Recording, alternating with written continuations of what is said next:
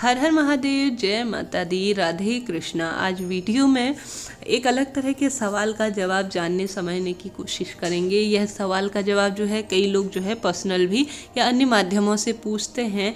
ऐसे में यह सवाल रूपा मेहता जी ने पूछा है, जिसमें उन्होंने कहा है कि दीपक की लौ सीधी रखने के बाद दक्षिण दिशा में फूल बनता है, तो इसका क्या अर्थ होता है। हालांकि मैंने दीपक में फूल से संबंधित कई वीडियोस बना रखी हैं, उसमें ही मैंने एक आप सभी को वीडियो दिया है जिसमें पितरों के नाम, जब हम कोई दीपक जलाते हैं उनकी विशेष तिथियां होती हैं, पुण्य तिथियां हो गई, और साथ ही जो उनके नाम का हम जोत जलाते हैं कई लोग, जैसे उनकी विशेष पुण्यतिथि या अमावस्या के दिन जो है उनके नाम की अग्यारी करते हैं, या किसी भी तरह से जो अपने पितरों घर के पितर होते हैं उनके नाम का विशेष कार्य करते हैं, तो उसमें भी ज़रूर दीपक बनता है 12 दिन तक। अगर कई बार, या मेरे पहले भी 1-2 सब्सक्राइबरों ने यह सवाल पूछा था, इस पर मैंने वीडियोज़ बनाई थी। आप सभी जो है, मैं उसे डिस्क्रिप्शन में या कमेंट्स बॉक्स में लिंक दे दूँगी, आप सब उसे ज़रूर जानिएगा।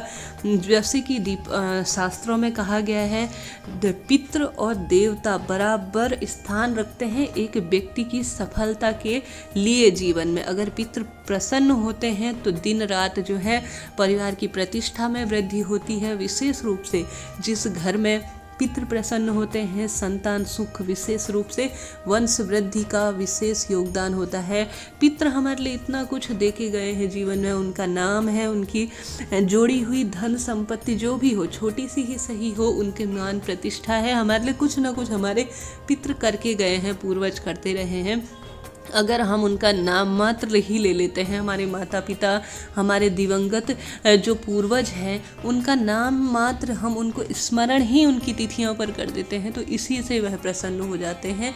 ऐसे में पितरों के दक्षिण दिशा जो है वह पितरों के नाम की मानी जाती है। अगर आपके दीपक में दक्षिण दिशा की ओर पुष्प बन रहा है, फूल बन रहा है, तो यह संकेत है कि आपके पितृ जो हैं, आप कई बार जो है इसके 2 अर्थ निकाले जा सकते हैं। पहला अर्थ यह हो सकता है कि आप अपने पितरों का नाम का दीपक जला रहे हैं, यही उनके लिए पर्याप्त है। अर्थात आप उनको नाम ले रहे होंगे, कहने का अर्थ है जब आप पूजा कर रहे होंगे, मन ही मन स्मरण कर रहे होंगे। हो सकता है वह जो है दीपक के माध्यम से आप सभी को जो है अपने होने की अनुभूति कराते हैं। आपके घर पर पितरों का भी वास हो सकता है, यह भी एक शुभ संकेत के रूप में ही देखा जा सकता है। साथ ही कई बार जो है हम अपने दैनिक कार्यों की पूर्ति करते करते जो है कई चीज़ें अपने पितरों के नाम की करना भूल जाते हैं, जैसे कि विशेष रूप से पितरों के नाम का दीपक जलाना चाहिए विशेष तिथियों में। हालांकि हमेशा भी उनका नाम ले लीजिए, उनके नाम का कुछ न कुछ उनकी पुण्य तिथियों पर उनकी प्रिय वस्तुएं दान करने से कहीं ना कहीं उन तक पहुंचता है। इसका शास्त्रीय प्रमाण भी मिलता है।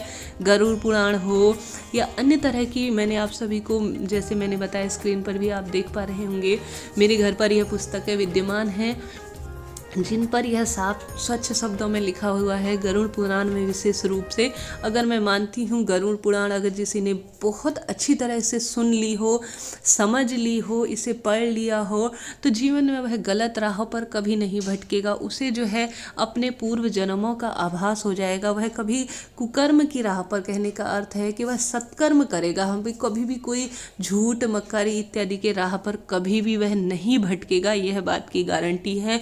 क्योंकि अगर जिसने इन चीज़ों का ज्ञान ले लिया वह जानता है यह कर्म तो हम कर रहे हैं, परंतु इसका फल हमें कुछ ना कुछ अगले जन्म में मिलना है। ऐसे में अगर दक्षिण दिशा की ओर फूल बन रहा है, अगर आपके दीपक में, तो आपके घर पर पितरों का वास है, कहीं ना कहीं वह आपके से विशेष रूप से प्रसन्न है। घर में सुख समृद्धि का आपके वास है, तो वह पितरों का आशीर्वाद है। विशेष रूप से देवताओं के बराबर ही जो है पितरों का स्थान माना जाता है। विशेष रूप से क्या करना चाहिए, अगर दीपक में अगर पितरों के, कहने का अर्थ है दक्षिण दिशा की ओर अगर फूल बन रहा है, तो पीपल वृक्ष के नीचे दक्षिण दिशा की ओर अपने पितरों के नाम का दीपक जलाना चाहिए। पितृ गायत्री मंत्र का एक माला जो है उनकी विशेष तिथि या उनकी जो अमावस्या की तिथि पितरों के लिए मानी जाती है, उस दिन जो है आप ओम पितृदेवाय नमः या ओम पितृ गायत्री मंत्र का जाप कर सके पीपल वृक्ष के नीचे बैठकर, तो काफ़ी उत्तम माना जाता है। साथ ही अपने पितरों का नाम का कुछ ना कुछ जलदान दान, अन्नदान, वस्त्रदान आप करें तो यह काफ़ी उत्तम है। विशेष रूप से महिलाओं को तो यह कार्य करना ही चाहिए।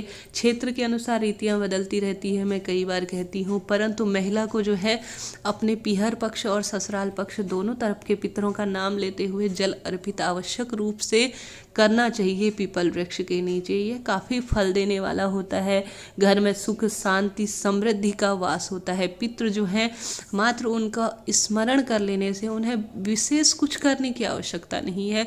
उनके नाम ले लेने, खाली उनके दीपक जलाने ले मात्र से ही वह अपने बच्चों को विशेष आशीष वचन देते हैं और घर में जो है उनकी विशेष कृपा होती है। मुझे उम्मीद है आप सभी को यह वीडियो पसंद आया होगा। हर हर महादेव लिखना ना भूलें। लाइक, शेयर और सब्सक्राइब जरूर करें। जय माता दी।